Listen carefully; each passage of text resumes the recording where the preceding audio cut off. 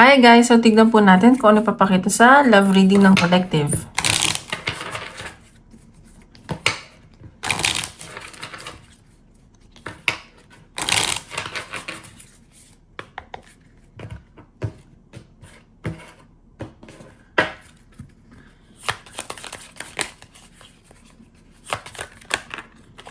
Ito yung mga labas. Okay, devotion. So, nakikita ko dito, devoted kayo sa isa't isa ng person mo. Like, gustong-gusto nyo talaga isa't isa, very passionate kayo sa isa't isa. And sa nakikita ko, baka, kung sino yung babae, yun yung alpha sa inyo. And yung iba, nagbabalik alindog dito. Yung iba, parang na-under yung person mo. Parang natatakot sa'yo. Parang nagiging sunod-sunuran. Pero sa nakikita ko itong person mo, thankful sa connection nyo. May mga gusto kayong baguhin sa sarili nyo. Meron dito gustong mag-exercise or mag-cardio, ganyan. So, tinan pa natin. Lovely ng collective. Guys, paalala lang po hindi po lahat tayo makaka-resonate. So, take what resonate and leave what doesn't. And don't forget to hit like and subscribe para po updated kayo sa videos ni upload ko. And kung gusto niyo po private reading, message nyo lang ako sa Facebook or Instagram. Nasa description box below, okay? Love reading ng collective.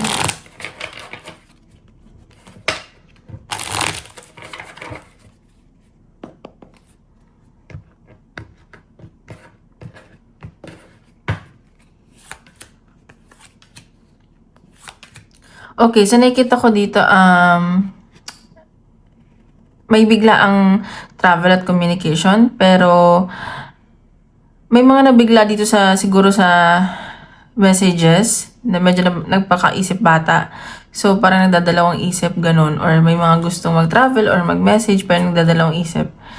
And may nakikita akong bagong taong paparating sa'yo, pero hindi mo ito iintindihin kasi parang napagod ka na, ganyan. Focus ka sa kaperahan at sa pamilya mo ngayon.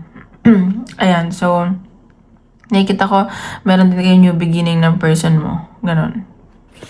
Ayan. Meron iba dito nag-iisip na parang malas sa love life. Ganyan. So, tingnan pa natin.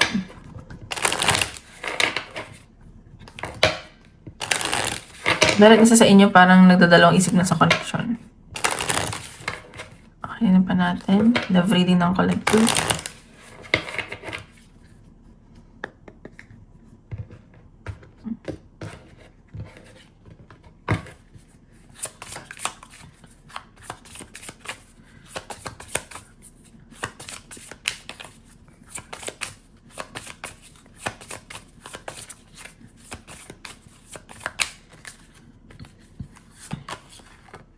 Ayan meron dito mga nag-worry or naku-confuse na sa connection, ganyan. Though, gusto niyo yung isa't isa. Yung isa kasi dito, siguro yung person mo, medyo gusto pa niya mag-explore. Nag-explore pa siya ng nararamdaman niya or as a person. So, meron siyang mga uncertainty sa sarili niya, sa buhay niya, ganyan. And medyo negative mag-isip tong taong to. Yun yung nasa sense ko. Parang clouded yung utak niya ngayon. Parang hindi siya makapag-isip ng maayos. Kaya siguro nagdadalawang isip siya.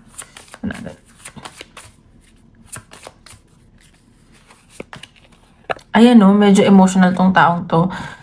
Very sensitive siyang tao. Hindi siya nagpapakatotoo. May mga tinatago siya sa'yo. So, kung ano, yung totoo niya nararamdaman sa'yo. And may nakikita ako na masaya naman tong taong to sa feeling mo. May nakikita pa ako celebration And nai-inspire mo siya. Parang ikaw yung inspirasyon niya. Ganun. Mga nag-i-imagine to. Paano kung yung magkatuluyan kayo, ganyan. Or mag-ano yung relasyon niyo. Ayan may paparating na letter. So, may paparating na message and communication. Baka may message ka nito or tatawagan. And medyo mahaba-haba to. Ayan And makakapagpasaya sa'yo to. Parang mabubunutan ka ng tinik. Ganon. And masasagot na yung mga katanungan mo siguro. Ayan Parang destined siyang mangyari. Magiging open tong taong to. Or kailangan nyo maging open sa isa't isa. Parang kinikilala niyo pa kasi siguro isa't isa. Ayan, may paparating na message sa'yo. Tingnan pa natin. Tabi lang natin kasi masyadong madami.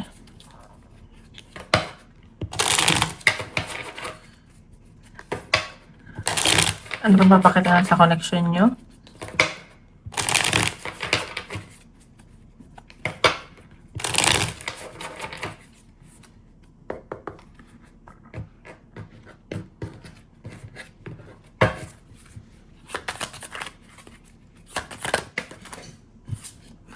Okay, so sa nakikita ko dito, itong taong to, nag-iipon lang siya ng lakas na loob.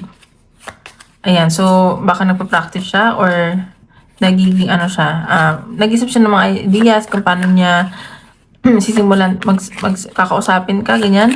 Willing siyang mag-invest sa'yo.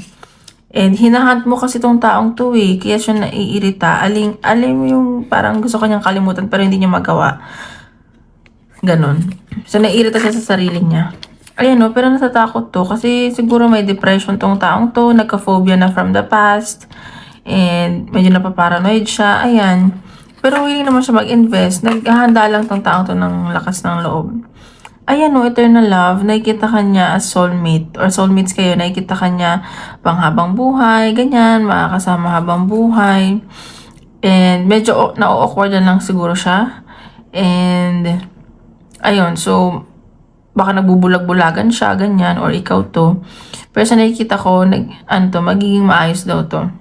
Like, yung conclusion niya, like, magbubunga lahat ng pag-iisip niya o gagawin niya sa connection niyo. Ayan o, medyo ma-pride lang tong taong to. Ayun ako guys, hindi po nakakain ng pride. So, tinan pa natin.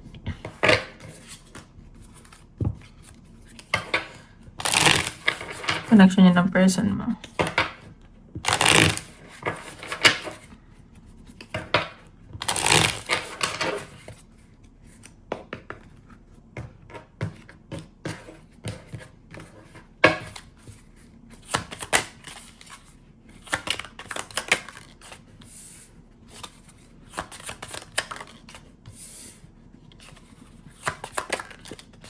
Ayan o, grabe yung yung willing siyang mag-invest sa'yo. And nagbibigayan kasi kayo eh. Like, lagi kayo may give and take. May nakikita talaga akong bigla ang communication ng pag-travel. So, nakikita kanya asama na, alam mo yun, grabe yung charisma mo sa kanya, very passionate, and parang perfect ka sa paningin niya, ganun. Ayan no, minamanifest ka nitong taong to. Gusto niya ng new beginning sa relasyon niya. Sabi ko sa inyo eh, gusto, mag-i-invest at mag-i-invest to. And, baka nasa travel kayo ngayon or siya, napapasaya mo siya. Hoping siya dito sa connection na to. Ayan no, gusto niya ng stability. Nakikita ka niya asama na, alam mo yung flexible, cool lang, ganyan. Na, kahit hindi kayo parehas ng estado sa buhay, kaya mong makasama at siya din. Basta sobrang chill nung connection nyo. Parang lahat, parang tawag ito, lahat mababagayan, ganun. Tingnan pa natin. Masaya siya sa connection nyo.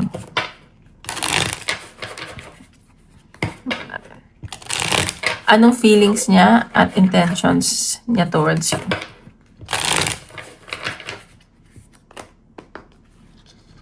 Feelings niya at intentions niya towards you.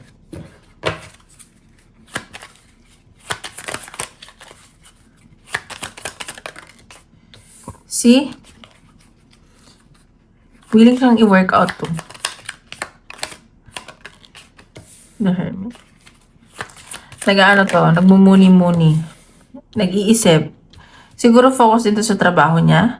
And sa nakikita ko, gusto niya, alam mo, pinag-aaralan niya yung connection niyo. Nag-i-stock din to sa'yo, ganyan. Nag-iisip-isip siya eh. Nag-iisip siya paano niya ayusin yung Sima Pride. The Empress. Okay. So, meron ako nakikita ditong obsession energy. Baka siya to. And nakikita ka niya kasi asama na parang wife material, mother material, and parang gusto ka na niyang mapangasawa, makasama habang buhay. Nagmamatigas lang to eh. Parang napagod na kasi siya from the past. And marami na siyang na-experience sa love life niya. Nasaktan siguro siya, ganyan. Pero willing to work out to eh.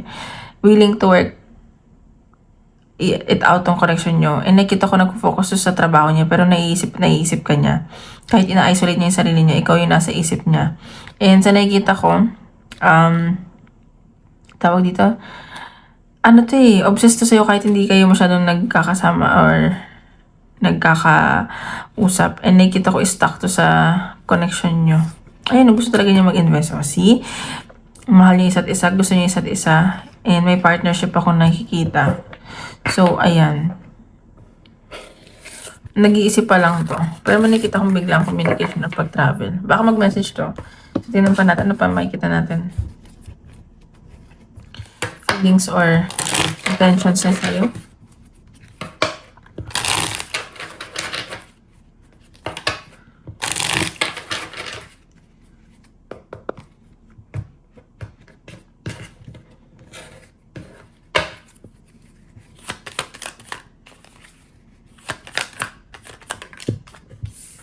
Okay, nasasaktan tong taong to.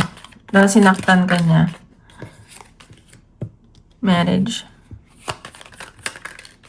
See? So, nasasaktan tong taong to na sinaktan ka niya. Eh, nakikita ka talaga niya asawa na makakasama niya habang buhay. Ikaw yung gusto niya mapakasalan. Gusto niya, mahal ka nito. And may mga blockages lang sa connection niyo. And sa nakikita ko, gusto niya kasi maging honest sa'yo eh. Ano ba to? Single parent siya? Ayan. So, or baka ikaw yung single parent. Baka magpapakatotoo na sa'yo itong taong to. May malalaman ka, may aaminin siya sa'yo. Ayan. Or baka kasal siya, o may anak siya, ganun. So, ano nyo na yung energy. Pero nakikita kung mahal ka niya.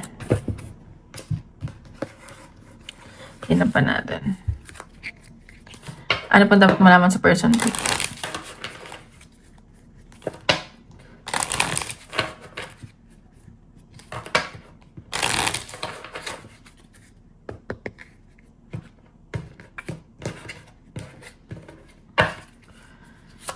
Ano pa dapat malaman sa person mo?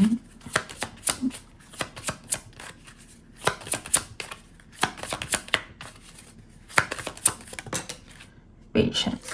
So, kailangan mo lang daw maging patient dito or siya yung nagiging patient. May mga inaantay lang to. Nag-aantay siya ng sign or may nag-aantay siya na magkita kayo. Basta may ano siya dito eh. Nag-aantay siya ng tamang baka kadil mo is air sign, Gemini, Libra, or Aquarius. So, baka sugarol tong taong to. Hindi niya masabi sa'yo. Or may mga problema siya sa finances. Yun yung challenges niya. Narcissist tong taong to. So, ayan. Yun yung dapat malaman sa person mo. Or baka may air sign energy, detached, ganyan. So, tingnan pa natin ano ang message siya ng person. Mensahe sa'yo ng person mo.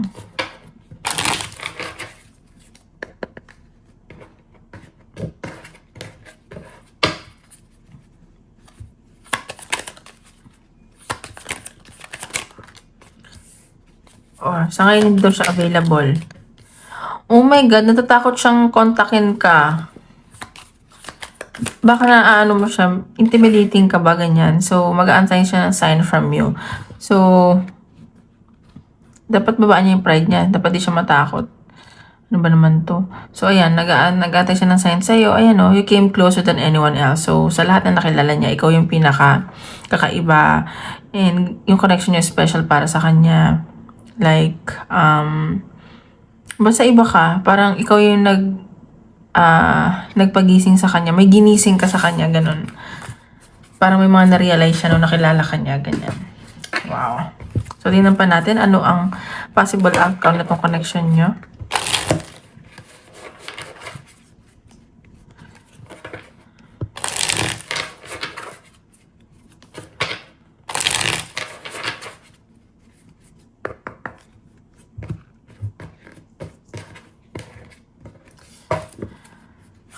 Parang takot ng taong to, nafe-feel ko.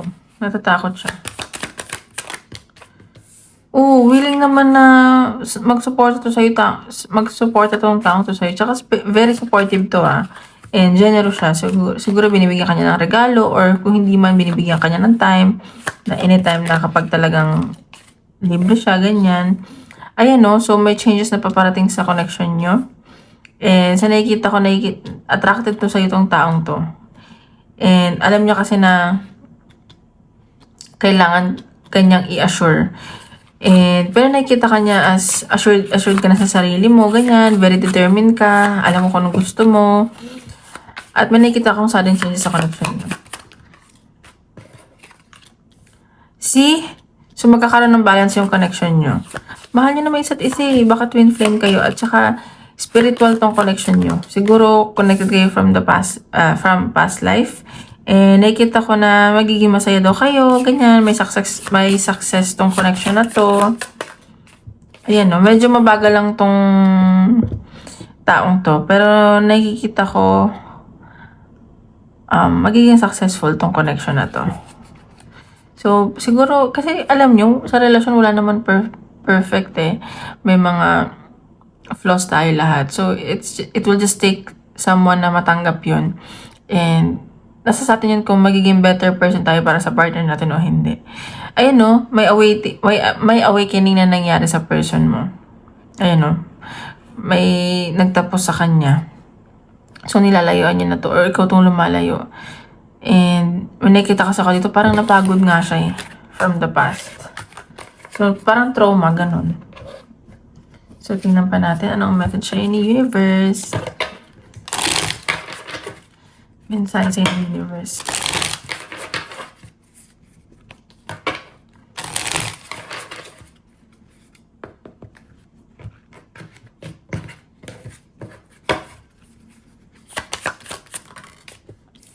No, this will not succeed. Wala, grabe naman universe. Oh, you are cursed.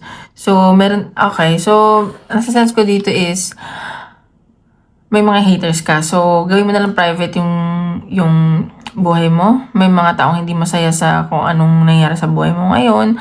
So, keep it to yourself na lang. Hindi man sa love life, like in general, kahit sa career mo. Kasi, inggitin ka siguro, nasa sense ko dito. Ayan. So, pero wag kayong maging negative, ganyan. So, mag-ingat lang, mag-cleanse po kayo, or mag-salt bath kayo, or mag-incense, so ganyan. Or feel mo ikaw minamalas ka sa love life, wag mo isipin yan. Sabi nga nila, the more may nakakaalam, the more nasisira. Kaya, wag mo na lang ipaalam. Message siya ni universe.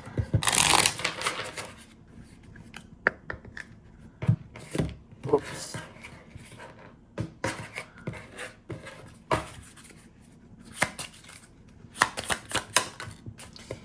It is a chance to explore new opportunities and experiences. So, ayan. So, may siguro chance mo na mag-explore ng mga bagong opportunities or experiences sa buhay mo. Ayan, no. It's a reminder to embrace change and uncertainty. So, huwag mo masyadong inaalam lahat. Like, kailangan ganito, ganyan. So, i-enjoy mo lang yung buhay. Huwag ka masyadong mag-overthink. Kung ano yan. Kasi everything happens for a reason naman Okay? Tingnan natin advice ni universe.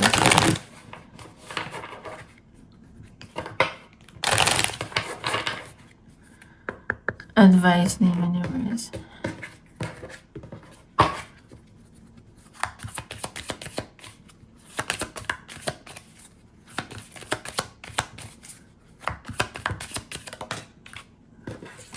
Take action with passion. So, sinasabi dito lahat ng ginagawa mo sa buhay mo, laging take it with, gawin mo with passion and with pagmamahal para hindi ka magsisi.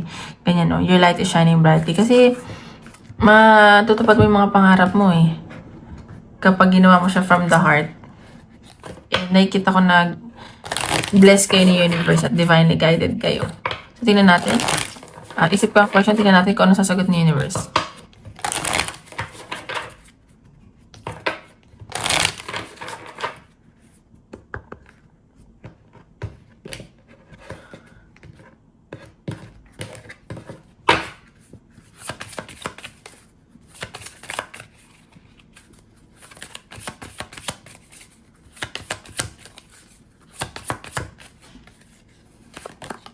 abundance. So, may paparating na abundance. And, ayun, if you believe. So, nakikita ko na very positive and i-claim mo na at manifest mo yung mga blessings from the universe and kay Papa Jesus. Ayun, communicate clearly. So, maging communicative kayo, ganyan, emotionally intelligent, para wala masyadong complication. So, ayun lang guys. Maraming salamat po.